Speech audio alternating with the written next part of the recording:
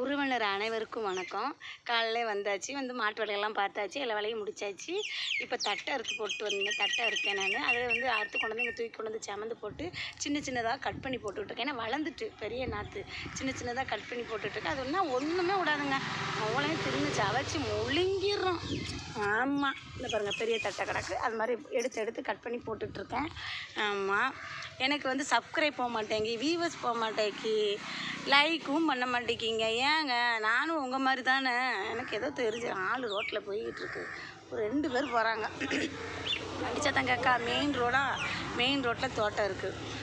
வண்டி சத்தம் கேட்டுட்ருக்க ஆளுக்க பார்த்துட்டு போகுது. எவட்டையே பேசிகிட்டு இருக்காளே, யார்ட்டையே பேசிகிட்டு இருக்காளே அப்படின்ட்டு. எனக்கு இப்போ அண்ணுங்கங்க, உங்களோட என்னை சேர்த்துக்கங்க. ஏற்கனவே ஒரு மாதிரி வெக்கமாக இருக்குங்க, ஒரு மாதிரி பார்த்தாங்கங்க. நீங்கள் சப்போர்ட் பண்ணுங்கள். வெக்கமாக இருக்குது. வெக்கப்பட்டால் ஒன்றும் பண்ண முடியாது, அது வேறு விஷயம். இனிமேல் என்ன வெக்கம். அதை இப்படி கண்ணடிச்சு போட்டுக்கிட்டு மூஞ்சி முவரக்கட்டையை பாரு. இப்படி மூஞ்சி முவரக்கட்டைக்கு என்னங்க இருக்குது? ஏதோ இருக்குல்லங்க கொஞ்சமாச்சும். இப்படிங்க ஆட்டிக்கிட்டு அலைதா. இப்போ இப்படி பண்ணி தான் பெரிய ஆளை வரப்போகிறாலோ. புருஷனுக்கு வேறு இதே நோய், கை கால் ஸ்ட்ரோக் ஆகிடுச்சு, உழைச்சாதான் இவளுக்கு கஞ்சி, இவ கண்ணடிச்சுட்டு திரியிறா அப்படின்னு சொல்கிறாங்க என்னைய.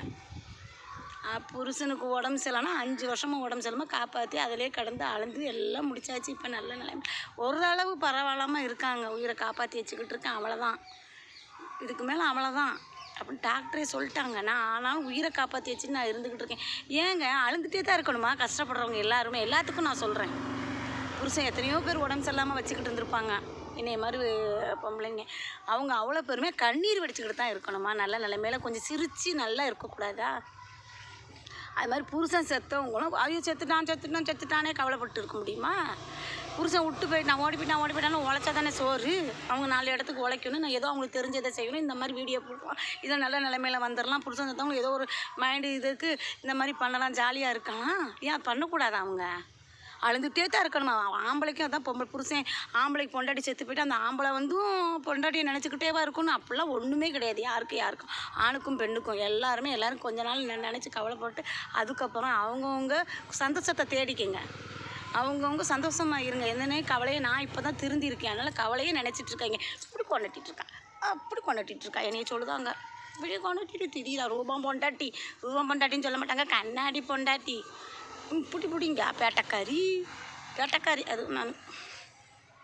அதனால இப்படி கொண்டாட்ட நீங்கள் வேண்டாம், இப்படி செய்யவும் வேண்டாம், இப்படி கண்ணடிக்கவும் வேண்டாம். இருங்க, அடுத்த ஆளை சொல்லாதீங்க. எல்லோரும் ஜாலியாக இருங்க. பிடிச்சிருந்தா லைக் பண்ணுங்கள்.